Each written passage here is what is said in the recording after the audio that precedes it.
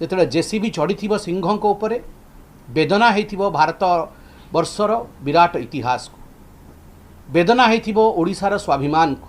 बंधुगण आपण जानिछंती जेबे पुरी जगन्नाथ कॉरिडोर अर्थात पुरी परिक्रमा कॉरिडोर रो काम आरंभ होइथिला आमे समस्तक मनरे गोटे डर थिला कौन आमर इतिहास ध्वंस पाइब कौन जो पुरातक अवशेष माटी तले दबिकी अच्छी ताहा उपरे क्षति आसीबो ए सबु विषय को लेकिन मन भितर एक डर थिला। आज मु दुख सांगरे कहूची कि से डर सत्यापित होईछि से डर को आज निश्चितता मिली कि हाँ आम डर उचित थिला ताहा आज प्रकाशित होईछि। एमआर मठ जोटी थिला से स्थान रे जोटा 75 मीटर भीतर निषेधात्मक क्षेत्र से स्थान रे जो भली भावे आपण माने सब प्रकाशित करिसंती कि भग्न सिंह गोटे सिंह मिली आमको ताहा बहुत चिंतार विषय। आ मन रखंतु ए सिंह केवल गोटे सिंह नुहे ए सिंह होची प्रतीक ए सिंह होची इतिहास ए सिंह होची ओडिया जनजातिर स्वाभिमान। कहीं कि मु मध्य गणमाध्यम रे काली शुणुथिली काली देखुथिली जो विशेषज्ञ माने जो गवेषक माने तांकर कमेंट्री दौथिले से माने कहूथिले कि गंग राजत्व समय ये कीर्तिराज ये जो कीर्तिराज काली मिली सिंह स्वरूपे से कीर्तिराज होची गंग राजत्व समय कीर्तिराज। आपण माने समस्त को विदित आपण समस्ते जानिचंती महाप्रभु जगन्नाथंकर जो मंदिर से चोड़ गंग समय रे तैयारी हवा आरंभ होइथिला।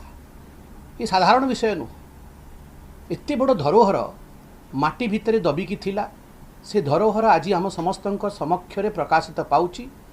गणमाध्यम प्रकाश माध्यम रे आज समग्र ओडिशा समग्र भारतवर्ष तार दर्शन मध्य करुची। आ जो अन्याय होची ओडिशा सांगरे जो अन्याय होची आमर इतिहास सांगरे ताहा मध्य आमे समस्त देखुछु।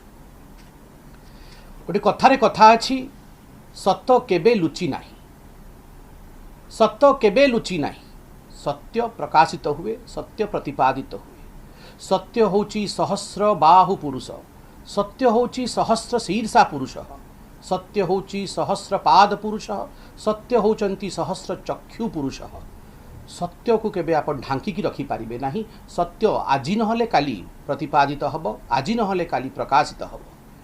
सिंह स्वरूप भग्न सिंह स्वरूप जहाँ इतिहास आम आगु को आसी आज आम कहीपर ये अतिरंजित हेनी जदि आम कहवा ताले सेटा अतिशोक्ति हेनी कि से माटी तले केते जे इतिहास दबिकी अच्छी से माटी तले केते जे डायनास्टी दबिकी अच्छी से माटी तले केते जे आमर कीर्तिराज दबिकी अच्छी ताहा न कहिले सरिबो नाही।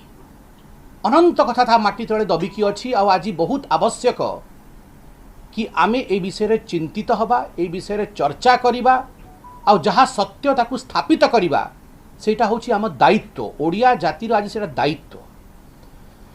बंधुगण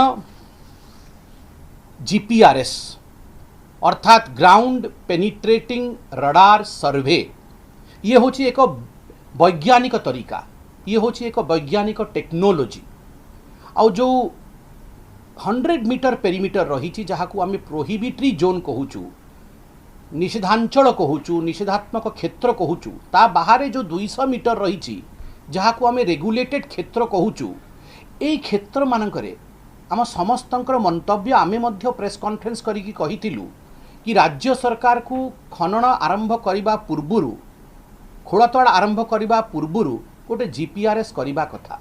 ग्राउंड पेनिट्रेटिंग रडार सर्वे करिथिले केते जे इतिहास दबिकी अच्छी केते जे डायनास्टी ता तले रही कौन मूर्ति ता तले रही कौन कारुकार्य ता तले रही यह सबू वैज्ञानिक भाव में जना पड़ी था। किंतु दुखर विषय जो कला पहाड़िया मानसिकता जहाँ विषय में मु विगत दिन में मध्य प्रेस कॉन्फ्रेंस कही ये जो कला पहाड़िया मानसिकता आ ये जो जिदखोर सरकार गोटे मानसिकता रही से मानसिकतार अंजाम आम देखीचु तार आम परिणति देखीचु कि आज खंडित सिंह बाहरी जिते जेसीबी चढ़ी सिंह उपर वेदना हो भारत वर्षर विराट इतिहास को वेदना हो ओडिशार स्वाभिमान को कौन से जेसीबी सिंह को खंडित करिछि कि से सिंह आज सेठी पड़ी रही मु आशा करुच्ची यथाशीघ्र से सिंह को पाखक आमर अधिकारी पहुँचे ताकू संरक्षित करेंगे।